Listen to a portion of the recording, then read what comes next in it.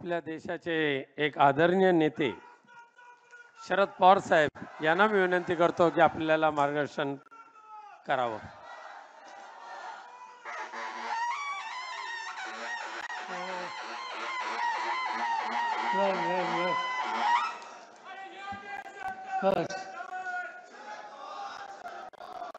व्यासपीठाचे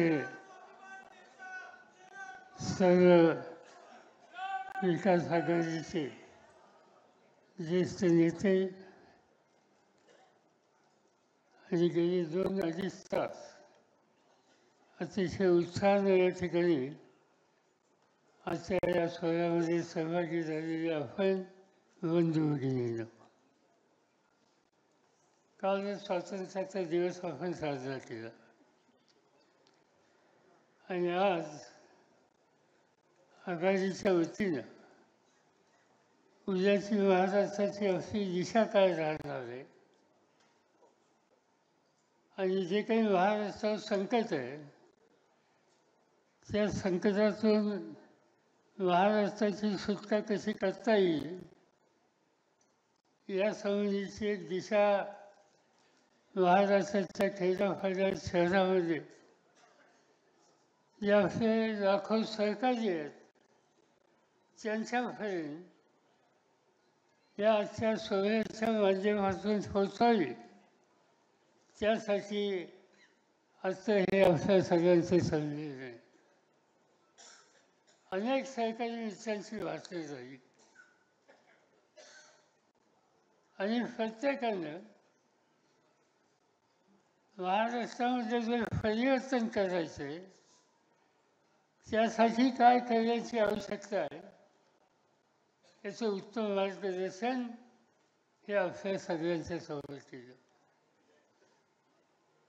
फक्त महाराष्ट्रापुरता विचार हे करण्याचे दिवस आता आहेत असं मला वाटत नाही. महाराष्ट्राचा विचार करावाच लागेल, पण अजूनही देशावरचं संकट पूर्णपणाने गेलं असा निष्कर्ष काढता येणार नाही. लोकसभेच्या निवडणुकीच्या वेळेला एक भूमिका आपण मांडली संविधानाच्या संदर्भात. मी जबाबदारीने सांगतो की ज्या निवडणुकीमध्ये काही प्रमाणात यश आलं,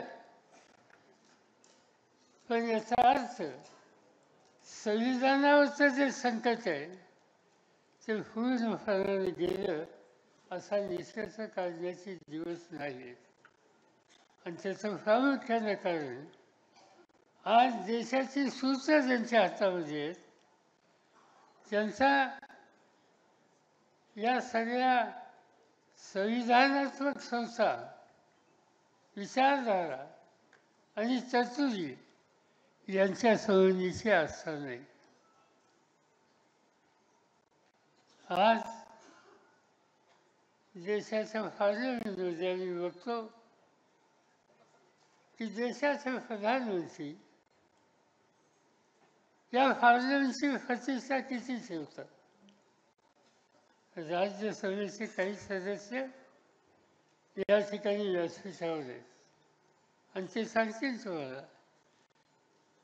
हल्ली राज्यसभेचं लोकसभेचं अधिवेशन झालं. या लोकसभेच्या किंवा राज्यसभेच्या अधिवेशनामध्ये देशाचे प्रधानमंत्री एक दिवससुद्धा सदनामध्ये आले नाही. त्या सदनाची किंमत, त्याची प्रतिष्ठा, याचं महत्त्व, याच्याकडे जिंकून न बघण्याची भूमिका आजची राज्यकर्त्यांची आहे. आणि त्याची प्रचिती आम्ही जे लोक लोकसभे किंवा राज्यसभेमध्ये आहोत त्यांना पुन्हा पुन्हा बघायला मिळते. आज काही इन्स्टिट्यूशन्स आहेत, संस्था आहेत, सत्ताधारी पक्ष, विरोधी पक्ष.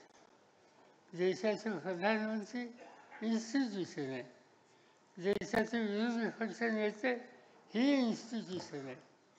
प्रधानमंत्र्याची प्रतिष्ठा ही देशाने ठेवली पाहिजे तसंच विरोधी पक्ष नेत्याची प्रतिष्ठा त्याचा उल्लेख नाना वावणे आपल्या वाचनात केला ती सुद्धा तितक्याच महत्त्वाची. त्यांनी उल्लेख केला कालच्या 15 ऑगस्टला विरोधी पक्ष नेते पाचव्या ओळीत बसवलेले. मी स्वतः विरोधी पक्ष नेता होतो. अटल बिहारी यांचं सरकार होतं आणि मला आठवत आहे की या सोहळ्यामध्ये माझी बैठकीची सुविधा कॅबिनेट मिनिस्टरांच्या बरोबरची होती. मला आठवत आहे मनमोहन सिंग प्रधानमंत्री होते, सुषमा स्वराज या विरोधी पक्ष नेत्या होत्या आणि याच 15 ऑगस्टच्या कार्यक्रमामध्ये कॅबिनेट मंत्र्यांच्या लाईनमध्ये सुषमाजी सुद्धा बसलेल्या होत्या. याचा अर्थ व्यक्तीचा प्रश्न नाही, या संस्थांची प्रतिष्ठा. ही इन्स्टिट्यूशन आहे, लोकशाहीची इन्स्टिट्यूशन आहे आणि त्याचा सन्मान ही करण्याची जबाबदारी कुठल्याही राज्यकर्त्यांच्यावर असते. आणि त्यामुळे त्यांच्याकडून खरगे किंवा राहुल गांधी यांची प्रतिष्ठा राखली जाईल अशी अपेक्षा जर ठेवली तर ती त्यांच्याकडून गेली नाही. आणि त्याचं महत्त्वाचं कारण या लोकशाहीच्या संस्थांच्यावर पद्धतीच्यावर यत्किंचित विश्वास नसलेले राज्यकर्ते आज देशाच्या सत्तास्थानी बसले आणि त्यामुळं आपण अतिशय जागरूक राहण्याची गरज आहे. महाराष्ट्र सरकारच्या संबंधीची निवडणूक आज आता 2 महिन्यात आपण जाणार आहोत. मगाशी कोणतं सांगितलं 3 महिने. 3 महिने खरं नाही, आपल्याला त्याहीपेक्षा कमी दिवस आहेत. आणि या कमी दिवसामध्ये या तिन्ही पक्षांनी आणि आपल्या मित्र पक्षांनी एका विचारानं सामान्य लोकांच्या जाऊन त्यांच्या जागृती निर्माण करून परिवर्तनाचा विचार हा त्यांच्या मनामध्ये रुजवला पाहिजे. महाराष्ट्राचं चित्र बदलायचं असेल तर इथलं सरकार बदलल्याशिवाय गत्यंतर नाही. एकही कार्यक्रम महाराष्ट्राचं सरकार बदलणं, चुकीच्या लोकांच्या हातातली सत्ता काढणं, ती सत्ता चुकीच्या पद्धतीने किती वापरली जातात अनेक उदाहरणं सांगता येतील. मी बाळासाहेब थोरात असतील, जयंतराव पाटील असतील किंवा शिवसेनेचे विधानसभेचे नेते असतील, यांना धन्यवाद देऊ इच्छितो की त्यांनी एक गोष्ट फार चांगली केली. आजच्या सरकारने एक नवीन कायदा महाराष्ट्रात आणण्याचा निर्णय हा घेतलेला होता आणि तो कायद्याचं नाव जनसुरक्षा कायदा. तो कायदा विधिमंडळामध्ये इंट्रोड्यूस केला. आमच्या सगळ्या या नेत्यांनी मुख्यमंत्री आणि सभाध्यक्ष यांच्याकडे आग्रह केला की हा कायदा आता थांबवून द्यावा. आपल्या लोकांच्या जागृतीमुळे तो कायदा आता थांबला आहे. काय कायदा? कायदा असा आहे की त्या कायद्याने तुम्ही एकट्याने रस्त्यावर कुठेही निदर्शनं करायचं ठरवलं तर तुम्हाला अटक करून 5 ते 7 वर्ष तुरुंगात ठेवण्याचा अधिकार आहे. साधं निदर्शन केलं असेल, 1 माणूस असो, 10 माणूस असो, 25 लोक असो, त्यांनी निदर्शनं केली तरी हा निकाल, त्याची तरतूद आजच्या या कायद्यामध्ये केली आहे. आणि अशा अनेक तरतुदी आहेत की त्या तरतुदीमध्ये मूलभूत अधिकार हा उद्ध्वस्त करण्याची भूमिका आजच्या राज्यकर्त्यांनी केलेली होती. विरोधी पक्ष जागरूक होता आणि सभापतींनी, अध्यक्षांनी त्यांचं म्हणणं ऐकलं आणि तात्पुरता हा कायदा सध्या थांबवलेला आहे. अशा अनेक गोष्टी आहेत की ज्या गोष्टीसाठी सत्तेचा गैरवापर हे सूत्र आजच्या भाजपच्या राज्यकर्त्यांचं आहे.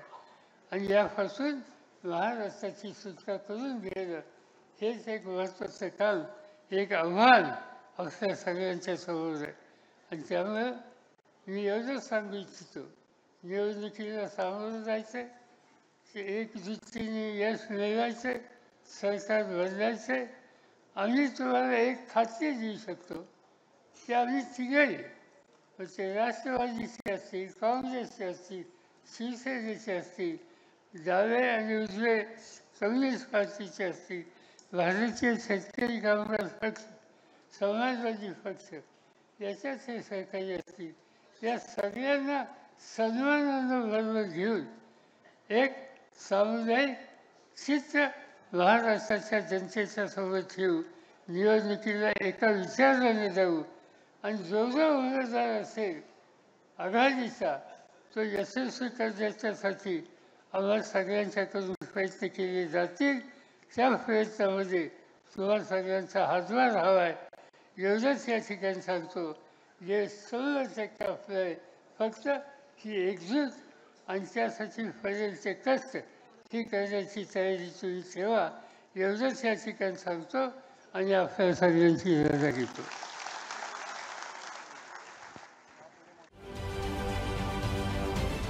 महाराष्ट्रातील सर्व बातम्यांचे विश्वासार्ह व्यासपीठ. सकाळच्या सर्व सोशल मीडिया प्लॅटफॉर्मला लाईक, फॉलो आणि सबस्क्राईब करा. तसंच सर्व नोटिफिकेशनसाठी बेल आयकॉन प्रेस करायला विसरू नका.